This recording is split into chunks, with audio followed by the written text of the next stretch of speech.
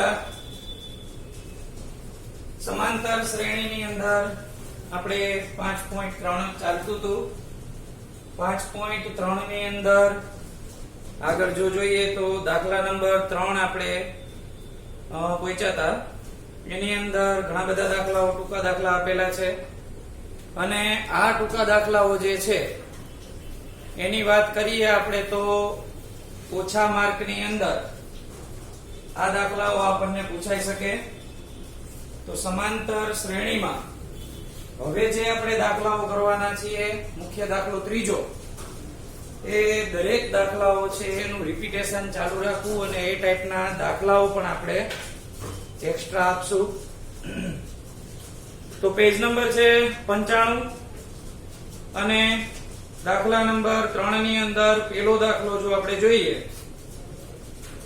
તો આપણને a બરાબર 5 આપેલા છે d બરાબર 3 આપેલા છે તો વિગતો લખીએ a બરાબર 5 b બરાબર 3 હજી એક વિગત આપણને આપી છે an બરાબર 50 જેને આપણે l પણ કહી શકીએ એટલે an ની કિંમત આપણને આપી છે 50 આગળ આપણે મેળવવાનું છે n અને sn તો બે વિગતો આપણને પૂછી છે n ની કિંમત શોધવાની છે અને sn ની કિંમત શોધવાની છે જેટલા સૂત્ર આપણે શીખ્યા છીએ એની અંદર સૌથી પહેલા આપણને વિચાર આવી જવો જોઈએ કે આપણી પાસે જે માહિતી આપેલી છે એ મુજબ કયું સૂત્ર આપણે લેશું તો ઝડપથી આપણને આગળ વધી શકાય જો આ એક પહેલો દાખલો છે મુખ્ય ત્રીજા દાખલામાં એટલે આપણે પહેલી વખત કઈ રીતે ડિસિઝન લેવું એ તમને હું સમજાવું અને આ પહેલા દાખલામાં જ આપણે વિચાર કરીએ કે કયું સૂત્ર લેવાથી જલ્દી દાખલો થાય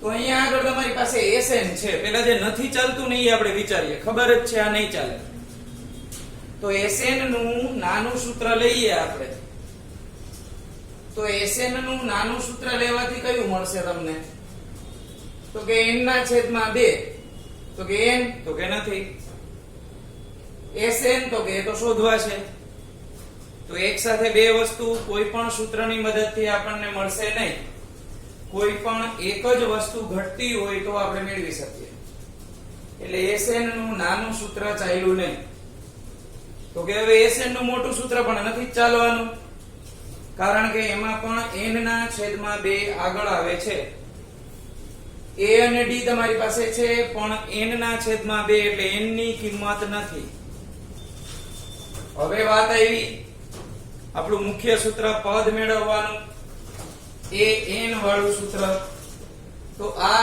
an વાળું સૂત્ર છે એ ચાલવાનું જ છે શરૂઆત આપણે ત્યાંથી શું કામ નહોતી કરી આપણને ખબર હતી કે આમાં શરૂઆતનો દાખલો છે સહેલો દાખલો છે આગળ જતા તમારે ઘણું કન્ફ્યુઝન થશે દાખલાઓ ઘણા આપ્યા છે આમાં અને આ દાખલાઓ જે છે એની અંદર કયું સૂત્ર લેવું એ જ મહત્વનું છે નહીં તો 2 માર્કનો દાખલો આપણી 15 થી 20 મિનિટ બગાડી શકે તો સૌથી પહેલા આપણે એમાં શરૂ કરીએ an વાળા સૂત્રથી તો હું an વાળું સૂત્ર લખું છું અહીં આપણે an બરાબર a plus n minus 1 into d an એટલે આપણે લખશું 50 a એટલે 5 n આપણી પાસે નથી d એટલે 3 સાદું રૂપ આપણે આપીએ 50 બરાબર 5 અહીંયા 3n ઓછા 3 50 5 માંથી 3 જાય તો 2 મોટા પદની નિશાની +2 આ +2 છે એને આ બાજુ લઈ આવીએ એટલે માઈનસ થઈ જશે 50 ઓછા 2 48 3 છે એને છેદમાં લઈ જાય તો n ની કિંમત આપણને મળશે 16 હવે આ n ની કિંમતનો ઉપયોગ તમે Sn માં લઈ શકો. તો Sn વાળું મોટું સૂત્ર ન લેવાય, નાનું સૂત્ર ઝડપથી કામ આપે આપણને. તો અહીંયા હું Sn વાળું સૂત્ર n ના છેદમાં 2 કૌંસમાં a plus l. n એટલે આપણે લેવાના છે 16. તો S16 બરાબર 16 ના છેદમાં 2. a એટલે 5 આપેલા છે અને l એટલે આપેલા છે 50. 16 ભાગ્યા 2 એટલે 8. 50 માં 5 આપણે ઉમેરશું એટલે મળશે 55. તો 5 8 40, 5 8 40 ને 4 44. તો Sn એટલે કે S16 440 આપણને મળે.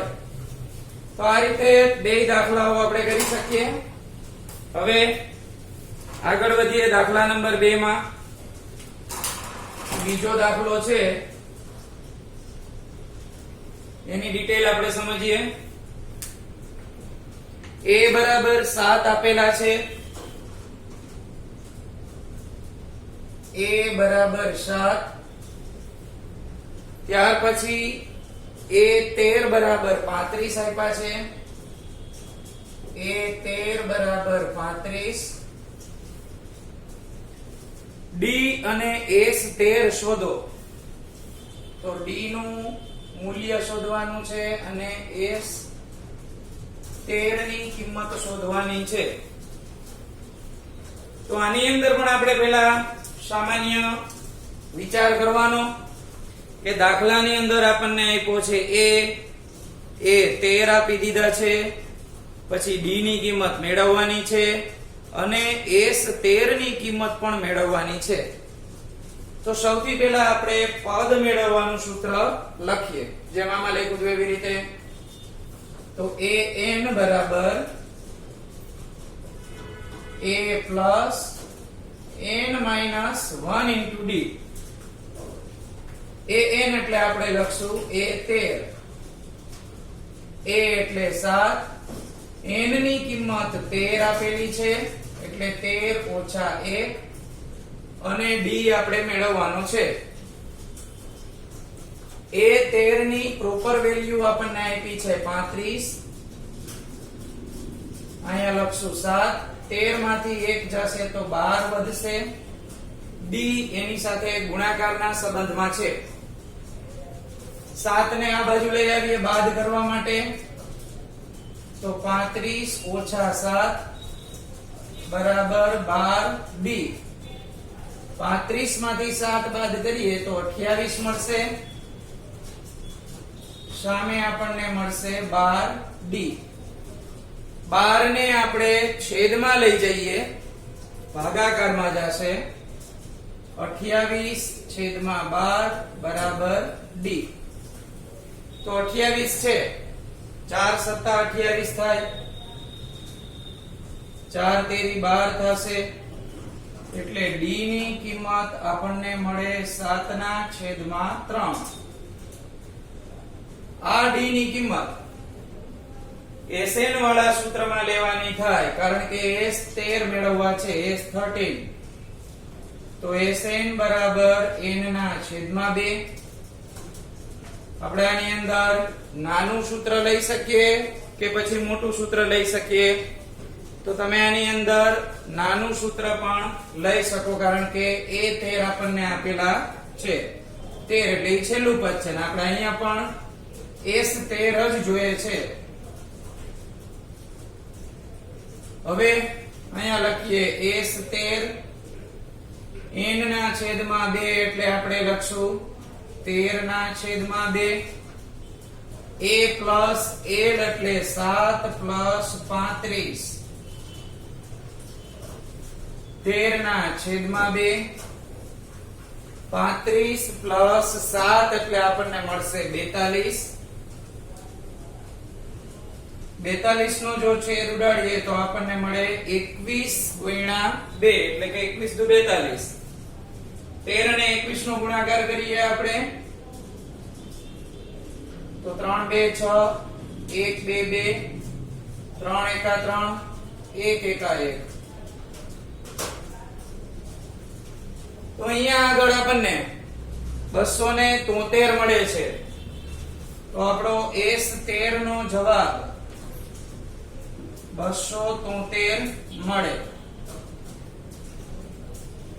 તો શરૂઆત આપણે જોઈએ તો બંને દાખલાઓની અંદર કાંઈ નવી વસ્તુ વધારે હતી નહીં. દાખલાઓ તમારી સામે જ છે. સ્ટેપ એવી રીતે લખવાના જેથી કરીને બોક્સમાં આપણો જવાબ છે એ મળી જાય અને પ્રેઝન્ટેશન છે એ સારું લાગે. જેમ વધારે સારું પ્રેઝન્ટેશન હશે તેમ પેપર જોનારને વધારે અનુકૂળતા રહે. ત્યાર પછી આપણે દાખલા નંબર 3 તરફ આગળ વધીએ. તો ત્રીજા દાખલાની વિગતો.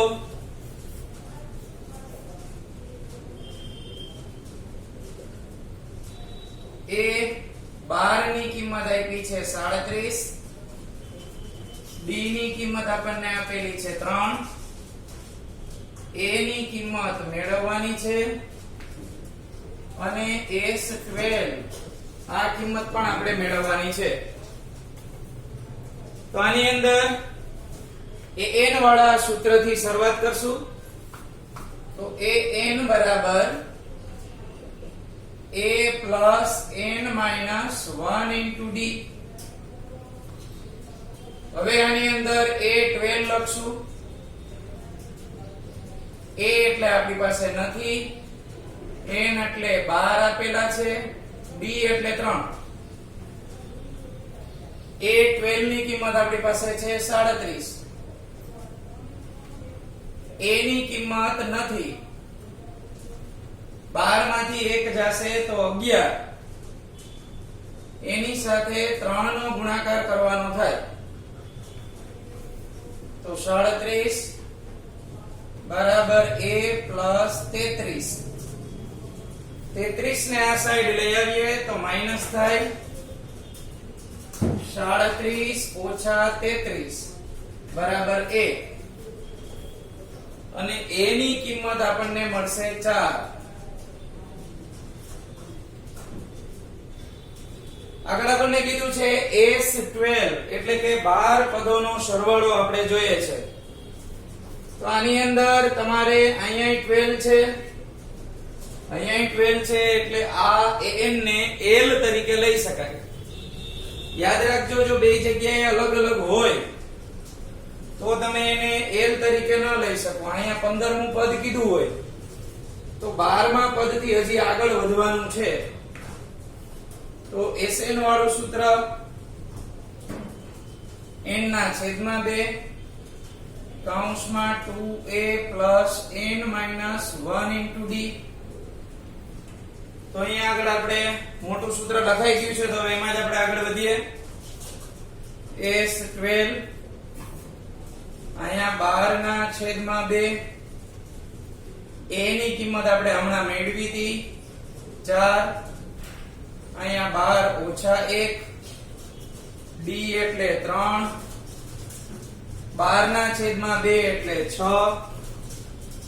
4 2 8, 12 માંથી 1 જશે તો 11, 11 ગુણ્યા 3 એટલે 33. 33 અને 8 નો આપણે સરવાળો કરીએ તો એ મળશે આપણને 38 ને 3 39, 40 અને 41. બંનેનો ગુણાકાર કરી લઈએ. 1 6 6 અને 4 6 24. તો S12 ની કિંમત આપણને 246 મળે. ત્યાર પછી આગળના દાખલામાં જોઈએ તો ચોથો દાખલો. ચોથા દાખલાની વિગત. A3 આપણને આપેલા છે 15, S10 આપેલા છે આપણને 125, D ની કિંમત મેળવવાની છે અને A10 પણ મેળવવાના છે. તો જ્યારે તમને આવી રીતે બે પદો આપેલા હોય, આ ત્રીજું પદ આપ્યું છે, આ 10 પદનો સરવાળો આપ્યો છે, તો આ દાખલા આપણે અગાઉ કરાવેલા છે કે જ્યારે બે પદ આપ્યો a3 આપ્યો હોય, માની લ્યો કે અહીંયા a10 આપ્યા હોય, તો બે ઉપરથી આપણે દ્વિચલ સુરેખ સમીકરણ, બે સમીકરણો મેળવતા હતા. લોપની રીત લઈ a અને d આપણે મેળવવાના થાય અને એના ઉપરથી આખો દાખલો કમ્પ્લીટ થાય. તો આપણે આમાં પહેલા an વાળું સૂત્ર લખીએ. an બરાબર a plus n minus 1 into d.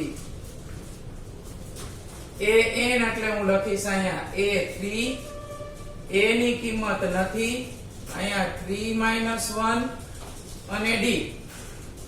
a3 ની કિંમત આપેલી છે 15, a plus 2d અને ગોઠવણી કરીએ તો a plus 2d is equal to 15. સમીકરણ 1. Sn વાળા દાખલાની અંદર તો Sn નું સૂત્ર લખશું. તો અહીંયા હું Sn ની ગણતરી પણ કરું છું. Sn બરાબર n ના છેદમાં 2 કૌંસમાં 2a plus n minus 1 into d. Sn એટલે S10 10 ના છેદમાં 2. a ની કિંમત આપેલી નથી, n એટલે 10 અને d ની કિંમત પણ આપેલી નથી. S10 ની વેલ્યુ 125, અહીંયા આવશે ભાગાકાર 5, સામે વધશે કૌંસની અંદર 2a plus 9d. 5 ને આપણે 125 ના છેદમાં લઈ જાય આ બાજુ તો 25 વધે. હવે વધે સામે 2a અને 9d. આને ગોઠવણી કરી નાખીએ તો 2a 9d અને 25. તો બે સમીકરણો મળ્યા. આપણે આ બે સમીકરણની અંદર ચલ આપ્યા છે a અને d. તો તમે a અને d આપ્યા છે તો એને ડાયરેક્ટલી નહીં આપણે લોપ કરી શકીએ. એનું કારણ છે અહીંયા a આપ્યો છે, અહીંયા 2a આપ્યો છે, તો પહેલા સમીકરણ 1 ને 2 વડે ગુણવા પડશે. તો અહીંયા લખી નાખીએ સમીકરણ 1 ને 2 વડે ગુણીને બંને સમીકરણોનો લોપ લેતા, એટલે આપણે બે કામ એક સાથે થઈ જાય. ચાલો આને બે હારે ગુણીએ. 2a 4d અને અહીંયા 30. અને નીચે લખી નાખીએ 2a plus 9d is equal to 25. Minus કરીએ છીએ એટલે નિશાની બદલી. 9 માંથી 4 જાય તો 5d વધશે માઈનસના. 30 માંથી 25 જશે તો 5 વધે. મોટા પદની નિશાની પ્લસ. -5 છેદમાં લઈ જાય તો 5 ના છેદમાં -5 એટલે d ની કિંમત -1 મળે. એક જવાબ મળી ગયો. a ની કિંમત મેળવવા માટે કોઈ પણ એક સમીકરણમાં કિંમત મૂકવી પડે. તો સમીકરણ 1 માં b બરાબર -1 મૂકતા ગુણાકાર પહેલાનું જ લઈ લઈ. a plus 2d એટલે -1 બરાબર 15. 2 કા 2 બરાબર 15. -2 સામે જાય તો પ્લસ થાય એટલે a ની કિંમત મળે 17. છેલ્લું a10 નું કામ કરીએ આપણે. અહીંયા જગ્યા ઓછી છે એટલે અહીંયા લખું છું. તો a10 માટે an બરાબર a plus n minus 1 into d. અહીંયા a10 a ની કિંમત આપણને આપી છે 17 પ્લસ 10 minus 1 d એટલે -1. 17 અહીંયા આવશે 9 9 એકા 9 માઈનસ થઈ જાય 17 માંથી 9 આપણે બાદ કરવા છે તો 8 મળે તો A10 ની કિંમત 8 આપણને મળે. તો આ રીતે દાખલો થોડોક લેન્ધી હતો પણ ગણતરી કઈ એટલી બધી અઘરી નહોતી. આટલા દાખલાઓ રાખીએ આપણે. નેક્સ્ટ લેક્ચર ની અંદર આગળના દાખલાઓ આપણે કમ્પ્લીટ કરશું.